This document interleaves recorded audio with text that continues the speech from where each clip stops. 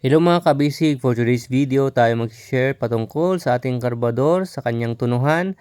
So sa mga itong klaseng karbador, TMX 155 ito, or sa mga Rossi, yan Euro, Skygo, at Motorstar. Sa mga itong klaseng karbador, yung kanyang tunuhan ay nandito sa baba, malapit sa intake manifold, at ito ang kinokontrol nito is gas, no? Pag ito ay hinigpitan mo ito, syempre magle-less siya ng gas kasi nga gas ang kinokontrol niya. Pag niluwagan mo naman to, dadami ang gas na papasok sa combustion chamber natin. Pag ito ay hinigpitan natin, syempre 'di ba, magle-less ng gas. So babawas ka ng gas. So ngayon ang dadami na papasok is hangin na. Syempre less na gas na, dadami ang hangin. Pag ito naman ay pinilawagan natin, dadami ang gas.